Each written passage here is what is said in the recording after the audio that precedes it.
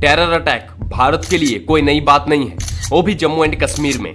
लेकिन एक बार नहीं, दो बार नहीं, बल्कि बार बार लगातार जब ऐसे इवेंट सामने आते हैं जहां पे लोगों को बेरहमी से मार दिया जाता है, वेस्ट बंगाल में लोगों की खोपड़ी फोड़ दिए जाते हैं, साथ ही मर्डर कर दिया जाता है, मणिपुर में कई मासूम बिना वजह मारे जाते हैं, उनके घरों को आग लगा दिया जाता है, ब्रूटली रेप और मर्डर किया जाता है, और अब वैष्णो देवी अटैक जहां पे फिर से कई लोग मारे गए और कई घायल।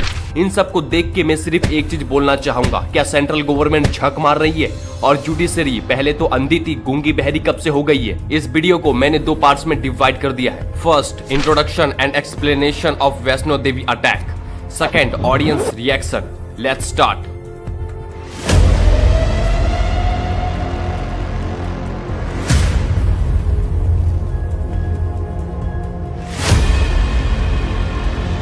तारीख 9 महीना जून साल 2024, दिन रविवार। 53 सीटर बस वैष्णो देवी की यात्रा पे निकलती है। लोगों के चेहरे पे हर्ष और उल्लास देखे जा सकते थे।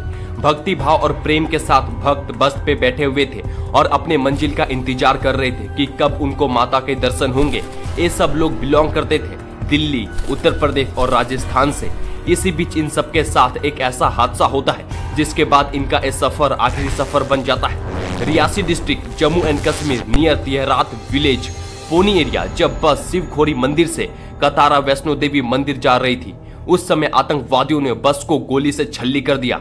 खुशी मातम में बदल गई। हर्ष उल्लास के जगह पे अब डर ने ले लिया था और बस खाई में जाके गिर गई। इस घटना में 9 लोगों ने अपनी जान गंवा दी और इन लोगों का वैष्णो देवी यात्रा आखिरी यात्रा बन गया। इस बस में 50 से ज्यादा लोग थे, जिनमें से 9 की मौत और 41 इंजर्ड है। जो अब इस दुनिया में नहीं रहे, उनकी जानकारी कुछ इस प्रकार है। 2 कजन थे उत्तर प्रदेश बलरामपुर के, रूबी और अनुराग वर्मा।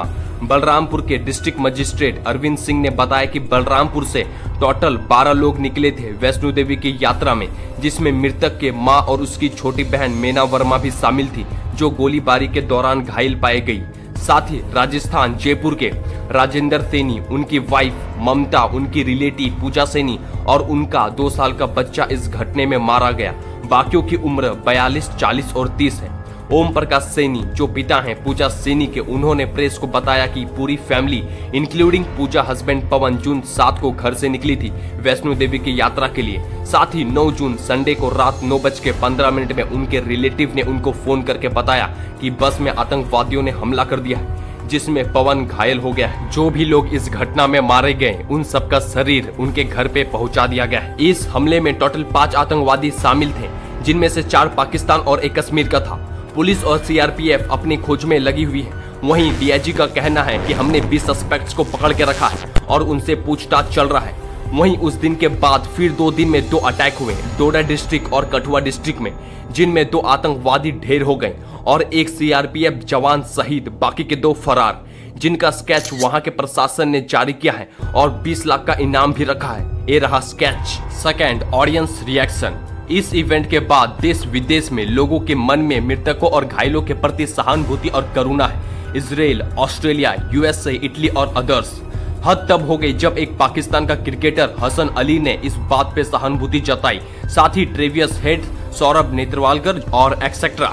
लेकिन कुछ लोग सचमुच दुखी हैं, तो वहीं कुछ लोग दबाव के कारण स्टोरी लगा रहे हैं। खैर, लेकिन सोचने वाली बात है, आखिर कब तक हिंदुओं पे ऐसा हमला होते रहेगा और कितनों की जान जाएगी? आखिर इन सब का जिम्मेदार कौन है? 4 टेररिस्ट पाकिस्तान से आते हैं, हमला का प्लान करते हैं, एक पर्टिकुलर बस चूज करते हैं, एक पर्टिकुलर टाइमिंग चूज करते हैं, एक पर्टिकुलर दिन चूज करते हैं, फिर गोलीबारी भी करते हैं और वहां के प्रशासन को कुछ भनक भी नहीं लगती। मतलब ये कैसे हो सकता है? आखिर इस हमले के पीछे कौन था? आखिर इस हमले का उद्देश्य क्या था? ये हमला क्यों हुआ और किस वजह से हुआ? कोई पॉलिटिकल एजेंडा या फिर हिंदू पीपल को मिटाने की कोशिश? इसके पीछे की कहानी क्या है अभी तक गुमनाम है। इसके बारे में किसी को कुछ नहीं पता है। सो होप गाइस वीडियो पसंद आया हो तो लाइक, कमेंट, सब्सक्राइब करना ना भूले। शुक्रिया। हम लोग बस में थे, पता नहीं कौन गोलियां धड़ाधड़ चलाने लगा।